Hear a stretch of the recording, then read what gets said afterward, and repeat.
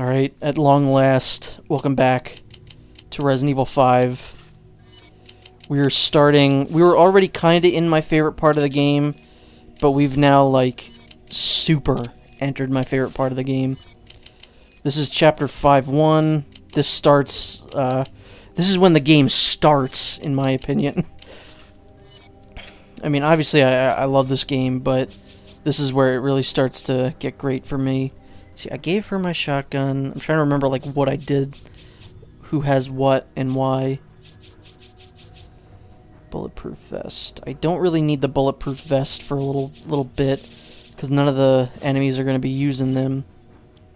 Let's upgrade that. I think that's done. I don't really care about that. Let's do that. Can't do that.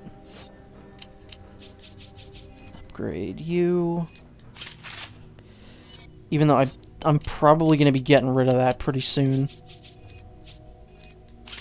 Reload speed, piercing, capacity. Alright, that's all we can do. I wonder if this is what Irving meant by answers. Not sure, but obviously there's a connection with Umbrella, and that's never a good sign. We can worry about this later. First, we need to find out about Jill. You're right. Let's see what we can dig up. So, well, there's a BSAA emblem. I guess I should probably get it. Gives me some points.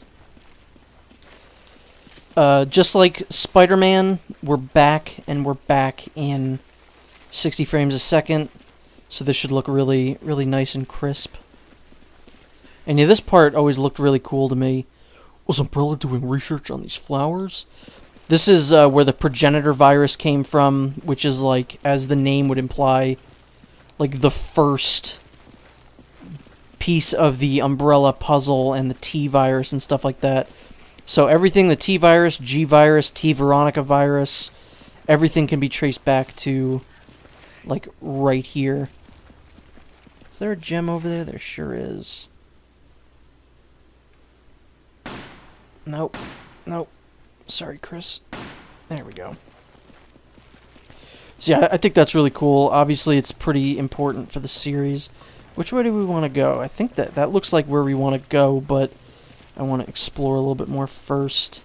I don't remember which area we can go to and which ones we can't. This is where they were in the cutscene. What do they have to do with this? I mean, they don't really have much to do with this. Umbrella doesn't play a part in this game, because at this point they're completely gone. Tricell is basically the closest thing to Umbrella, which is one of those things that I didn't really like about the series. Like, after this game and 4, they either kept trying to bring back Umbrella. It was especially bad in 6, where it was just called Neo Umbrella. But, you know, just let sleeping dogs lie, as they say. Alright, it's time to just get out of here. I did see a document just there. So, real quick, let's get that. Is this not the way we came from? Which way did we come from? A clipboard with some old and new documents attached to it. Construction supervisor's log. So we finally kicked the Inpidia, the Indipaya, the Dipia, I don't know, from the ruins they were squatting in. I've heard it was just to get this flower field, but that's the least of my concerns right now. One thing I do know is that construction here has been a colossal headache. Trying to build something among these ruins is almost impossible to begin with, and just to get started, we had to change the groundwater channels. That meant the flower bed wasn't getting irrigated properly, and now the flowers are dying. And to top it all off, I have the head researcher, Brandon, breathing down my neck. He says he wants the facilities to be at least 3 times bigger than originally planned. So after that got approved, they fired the supervisor before me, Peter. Not sure why, though. Maybe he looked at them wrong or something. If I let these flowers die, the same thing will happen to me. I can't help but sympathize with poor Petey. Working with these science types is a pain in the ass. I hope we find a new water source soon. Our surveys showed that there might be some groundwater 500 meters or so down. That's pretty deep, so we'll probably have to use that new pump system the Fabiano company makes. Hopefully that'll work, but with how everything has gone so far, I'm sure something will go wrong. The only problem is that I have no idea when I'll be getting those new pumps. Even best case scenario, there's no way we'll get those new pumps in here and set up before the year is out. Looks like we'll just have to use those old-fashioned manpower to fetch water for those flowers so they don't die. Looks like I'm going to be spending the last Christmas of the 60s away from my family in a dank, dark cave, playing gardener for some flowers. Ain't life a bitch. The document following this is newer. Administrator's log. The pumps are properly irrigating the progenitor flowers, but they require a lot of maintenance. Umbrella installed these pumps over 30 years ago. It's a wonder that they still even work. The tank that filters the water is barely holding up. We need to replace these pumps as soon as possible. In a lucky turn, I found the log of Umbrella's construction supervisor. It said the pump system here was designed by a company called Fabiano. I think we use Fabiano pumps in our natural resources development division. I'll talk to Mr. Irving, the foreman at the oil plant, and see if we can't get some newer pumps from him. What an absolutely fascinating document. Yeah, I could have sworn this is where we came in. Is this more reading? From Chief Researcher Brandon's Journal, number 1, 1966. December 4th, Mr. Spencer once spoke of a flower called the Stairway to the Sun. Supposedly this flower would give the person who consumed it incredible abilities. Everyone thought it was nothing more than a rumor or legend that Mr. Spencer was telling us, but later research would prove us wrong. The first person to recognize the validity of that story was my teacher, Dr. James Marcus. He hypothesized that a virus, hereto unknown, might exist that can alter DNA. The man was so perspicacious? Perspicacious. I've never seen that word before. His hypothesis turned out to be correct. I've probably heard the word, but it doesn't look correct. The virus discovered in that flower was labeled progenitor. For 3 months in Africa, we worked diligently, fretted over results, and staved off attacks from the Indipaya. After such time, our efforts were finally rewarded. Even Dr. Marcus, who until yesterday looked exhausted, was in good spirits. He wants to return home as soon as possible to delve deeper into his research. I feel the same way.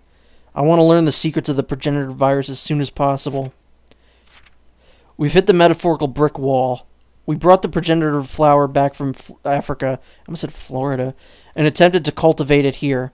The initial culture samples of the progenitor virus have not shown DNA-altering characteristics. We cultivated the flower to mass-produce the progenitor virus. At first, everything proceeded smoothly. The plants were strong and grew quickly. In a short amount of time, they flowered. But here is when a major problem surfaced. The flowers did not contain the progenitor virus. Perhaps the environment in which they've grown triggers the development of the virus. This matter must be investigated further. We've made no progress. We've tried cultivating the flower under different conditions, but with no luck in triggering development of the virus itself. Thus far, we have tried changing the soil, water, temperature, and light exposure, all with no success. I got into a heated debate with Dr. Marcus about the direction this research was taking. During that debate, Mr. Spencer interjected some foolhardy notion of starting a company. Now, I know it's Dr. James Marcus, but every time they say Dr. Marcus, I picture Marcus Phoenix like in a lab coat and like goofy glasses. Without the progenitor virus, there's no point in starting a company. Does he not see that? It's all pointless. Yeah, I mean, for a Resident Evil fan, this is like great stuff. Just like lore for the farthest back in the series. Uh-oh. That looks kind of familiar over there. I don't know if I like that. Boy, there's going to be a lot of reading in this video. Research Center Director Brandon's Journal, 1998. We've closed down the research center. It's strange, but I don't really care. I'm indifferent to the whole thing. I feel the same way when I heard that the ArcLife facility in Raccoon City were destroyed. When did I become so apathetic? I've spent every waking moment researching and extracting the progenitor virus. Everything I did was for Dr. Marcus. Actually, when I think about it, I probably stopped caring the day I heard he died all those years ago. I didn't feel angry or happy or even shocked. I felt nothing at all. It was as if all my emotions just shut down. I just kept sending out samples of the progenitor virus to all of Umbrella's laboratories. I was just an automated machine reporting to Umbrella headquarters every time one of my subordinates made a breakthrough or discovered something new. I was like a zombie ambling through life, no thoughts, no feelings. And now the research center where I've spent half my life is closed. I really don't care one way or the other. It's probably all for the best. Perhaps it is too late to have any semblance of a life. I don't know why I didn't say again. It's been over a year since we've had any breakthroughs. That's why Dr. Marcus and I have decided to return to Africa. We can no longer continue our research without the progenitor virus. I know those routine attacks by the Npidia are really going to rack my nerves, but for the sake of our research, I will persevere. In the face of my foreseen dismay, it was Mr. Spencer who provided the answer. If you're worried about the Npidia, then we'll just have to remove them from the equation. I can only imagine the look of shock on our faces. The idea never occurred to us. It was quite an atypical solution to our problem, but it seemed to be the only option available. Dr. Marcus and I decided to try Mr. Spencer's plan. Finally, some good fucking food. We learned they were able to chase the tribe off their land. The land we acquired only amounts to half of those underground ruins, but if it includes the area where the progenitor flower grows, then there should be no issues. Mr. Spencer says he plans to construct research facilities at the site, which will expedite our research into the virus. We hastily made our preparations to depart for Africa, but Mr. Spencer requested that Dr. Marcus stay in Raccoon City to take over the training center. That's where Resident Evil 0 takes place. We were initially taken aback by this request, but we soon realized it was the logical course of action. Dr. Marcus needs a calm environment to become a leechman, properly conduct his research. If he were in Africa, there would be no proper facility for him to use at this time. I just hope that the African research facilities get built soon. So now I will go alone to Africa and send back samples of the progenitor virus to Dr. Marcus. Both Dr. Marcus and Mr. Spencer agree that this is the best course of action. I have to start making preparations to go. I have a feeling I'll be pretty busy starting tomorrow. I've been in Africa for 2 weeks now. It's a good thing Dr. Marcus isn't here. This place is far from being a paradise of research and scientific study. The so-called research facilities are nothing more than a bunch of tents, and we have to employ armed soldiers to keep the tribes at bay. But the thing that gets on my nerves the most is the sound of the construction for the real research facilities. How am I supposed to concentrate on research when everything is threatening to drive me insane? I'm trying to just concentrate on extracting virus samples from the progenitor flower so I can send them to Dr. Marcus. Hopefully, if I focus on my work, I can remain sane in this godforsaken place. Nice. The research facilities are finally completed. This is the real Umbrella Africa Research Center, not just some pile of tents. But I've come to the realization in the past 9 months, the facilities are too small for our needs. We need to make them larger, more suitable for research. Then we could fill them with more talented researchers. This place needs to be our front line in our progenitor virus research. Our results will do a great service to Dr. Marcus and his viral research. In a rare turn of events, that old skinflint Spencer actually agreed with me on this. I was going to say, please God, don't let there be more reading. I should have given out the Sheva. What was that? Oh, more reading. Telegram from James Marcus. T-Virus development a success. January 13th, 1978. J. Marcus. Alright, well, I think we're going to want to switch to my shotgun here. Oh, there's more reading. Invoice copy. Umbrella Training Facility, Dr. James Marcus, 5 cases of the progenitor sample, 1977, Brandon Bailey. Seems like Brandon probably didn't meet such a great end. Okay. Shoo, grab it! Are you okay? Why?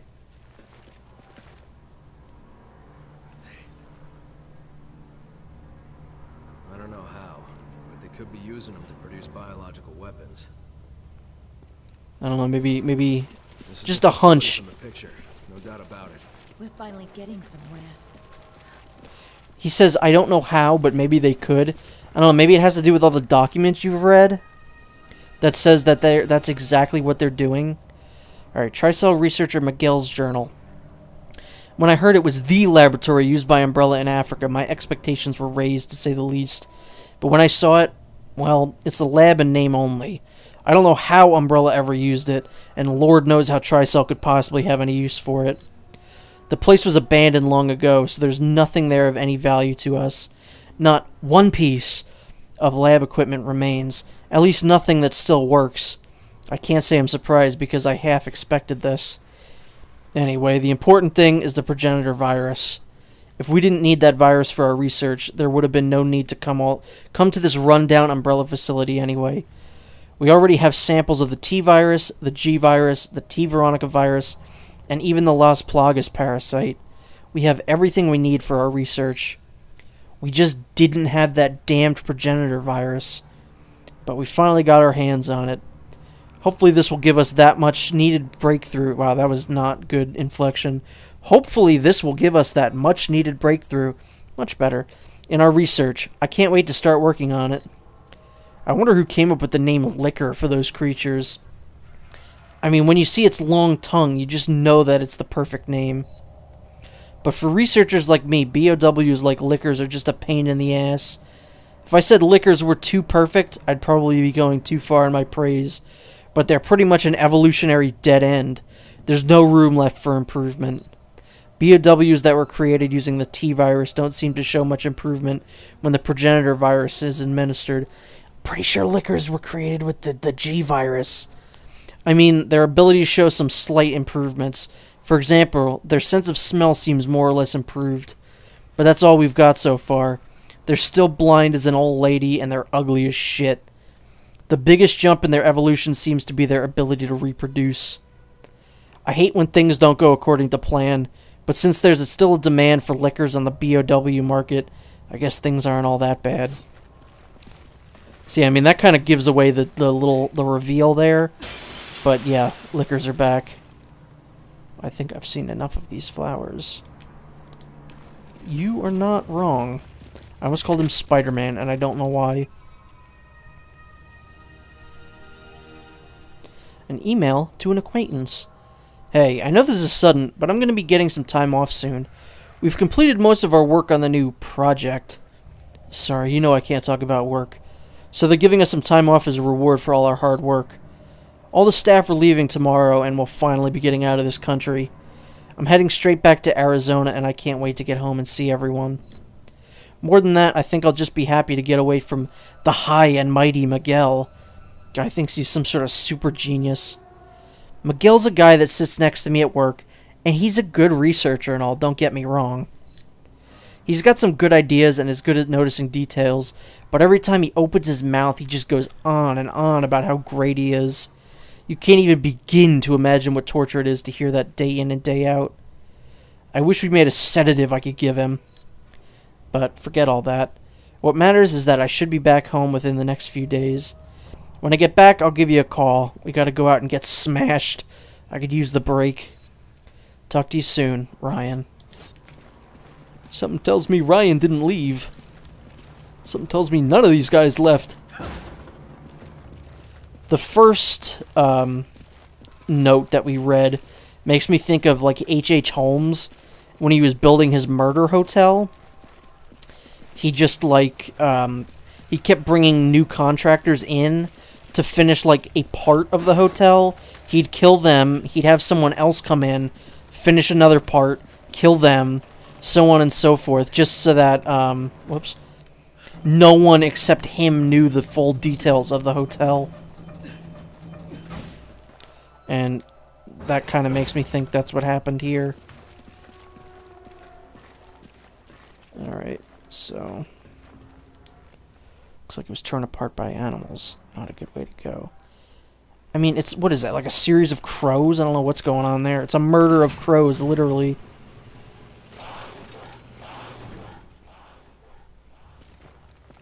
Careful. 2019. 2019, the year of the liquor's return.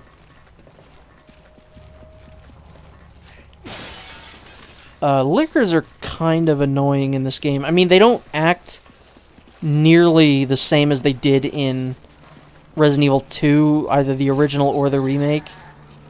So yeah, it's kind of weird. Also, this is like some weird shit going on here. BOW research. Also, this is probably like a room like this probably exists somewhere in America. Like, there's probably some company doing weird animal research. Making giant fucking rats. I mean, this guy, I'm just gonna... I can't get rid of him, never mind. I mean, I probably could shoot him, but I don't want to waste the bullet, because he's not gonna be a problem. Like, I know scientists just recently, like, have found a way to reverse engineer dinosaurs. Like, they can take a chicken egg and, like, I don't know, do something into it, inject dinosaur DNA or whatever into it, and then they can make a dinosaur. But I know a bunch of, like, I guess, animal rights or, I don't know, ethics committees were like, no, you can't do that, that's weird. And yeah, I'll agree that it's definitely weird. But, come on, just do it. It's so cool, make a dinosaur, dude. Ow. Yeah, the big thing about the lickers in this game is that you don't really have to worry about them, like, hearing you. It's just not really that big of a deal. You know, you can't really walk past them, you kind of have to deal with them. So, they're basically nothing like they used to be. Get out of here. The Resident Evil 2 remake thankfully did them a little bit more justice. And to be clear, these aren't technically liquors. They're considered liquor betas, so they're a different, like, type of liquors. Let's see, what do we got here? I don't... Let's give her that. And I guess I'll take that. Even though I don't feel like I'm really going to use it. Well, the monitors are offline. Good, so there's no reading in this room. Wait. Yep. Nope, no reading. Chris's brain is probably starting to hurt. He's never done that much reading. Unless it was like the back of like a protein shake. Thank God there weren't more of them. Yeah, we wouldn't last in a fight with a whole horde. Hold your tongue there, Sheva. Because you know that's going to happen.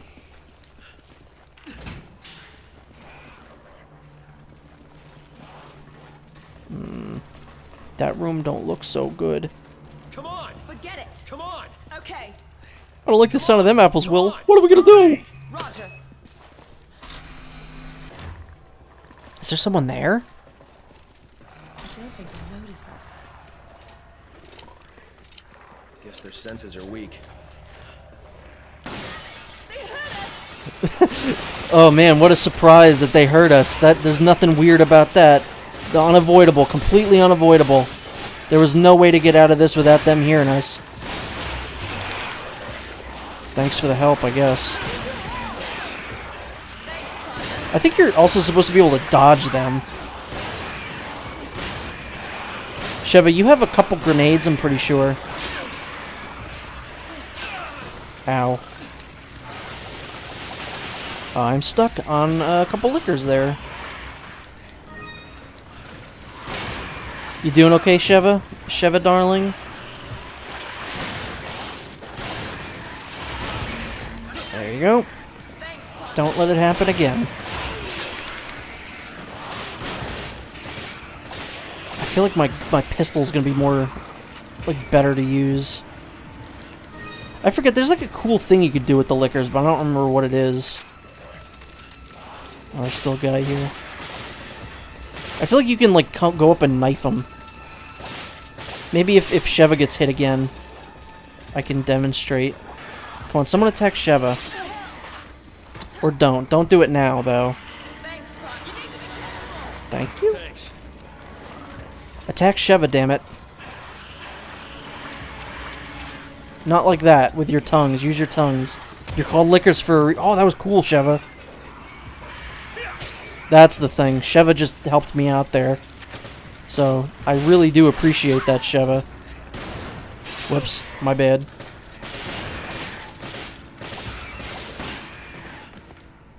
Yeah, I was stabbing him. That's the way to do it. And of course they give some pretty good ammo, so...